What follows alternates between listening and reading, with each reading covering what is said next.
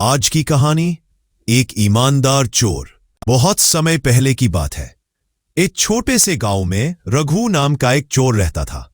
वो गरीब था, अनाथ था और बचपन से ही जीवन की कठिनाइयों ने उसे मजबूर कर दिया था कि वह चोरी करने लगे। लेकिन रघु में एक अजीब बात थी। वो चोरी तो करता था पर कभी किसी गरीब या जरूरतमंद का सामान नहीं चुराता था। वो केवल अमीरों के घरों में चोरी करता और वो भी केवल उतना ही लेता जितना जरूरत हो। गांव के लोग उसे चोर तो कहते थे पर नफरत नहीं करते थे।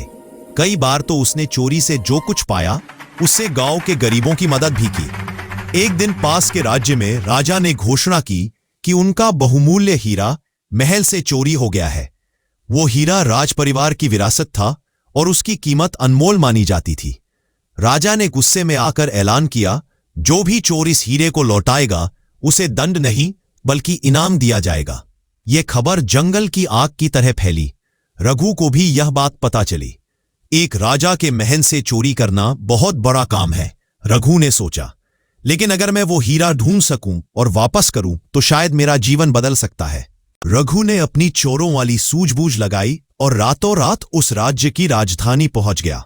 उसने महल के आसपास रहकर जानकारी इकट्ठी की और जल्द ही उसे शक हुआ कि हीरा राजा के ही मंत्री विक्रम सेन ने चुराया है, जो लालची और भ्रष्ट था। रघु ने एक रात मंत्री के महल में घुसकर छानबीन की और उसे एक गुप्त तहखाने में वह हीरा मिल गया। अब उसके सामने दो रास्ते थे। या तो वह चुपचाप हीरा लेकर चला जाए और उसे बेचकर अमीर बन जाए, या फिर राजा को लौटा दे जैसा कि उसने गमशोना में कहा था। रघु ने गहरी सांस ली और सोचा, मैंने जिंदगी भर दूसरों से लिया है, आज शायद कुछ लौटाने का समय है। सुबह होते ही रघु सीधे राजमहल पहुंचा और राजा के सामने खड़ा हो गया।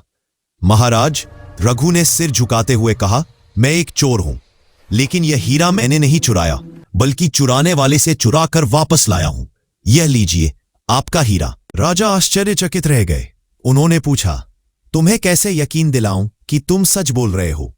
रघु बोला, अगर मुझे इनाम चाहिए होता तो मैं झूठ बोलकर कह देता कि मैंने ही चुराया था, लेकिन मैं बस यह हीरा लौटाना चाहता था। राजा ने सैनिकों को मंत्री के घर भेजा और तहखाने की जांच कराई। सब सच साबित हो गया। राजा बहुत प्रभावित हुए। उन्होंने कहा, रघु, तुम एक चोर हो, लेकिन तुम में जो ईमानदारी है वो शायद हमारे दरबार के कई मंत्रियों में भी नहीं। मैं तुम्हें इनाम नहीं, एक अवसर देना चाहता हूं। क्या तुम हमारे राज्य की सेवा करना चाहोगे? रघु की आंखों में आंसू आ गए। उसे पहली बार किसी ने भरोसा दिया था। हां महाराज, रघु बोला, अब मैं कभी चोरी नहीं करूंगा। निष्कर्ष, रघु ने बाद में राजा की गुप्तचर सेवा में शामिल होकर कई अपराधों का पर्दाफाश किया। गांव के लोग अब उसे चोर नहीं, ईमानदार रघु बाबू कहने लगे। कहानी से सीख, गलत राह पर चलने वाला इंसान भी अगर सच्चाई और ईमानदारी का रास्ता चुन ले तो उसका जीवन बदल सकता है। कोई भी इंसान जन्म से बुरा नहीं होता, बस उसे एक मौका चाहिए होता है खुद को सुधारने का। अगर आपको हमारी कहानी अच्छी लगी हो तो हमारे चैनल को लाइक, सब्सक्राइब और शेयर करें। ये वीडियो देखने के लिए धन्यवाद। और हां, अपने कमेंट करना ना भूलें। आपके कमेंट का इंतजार रहेगा।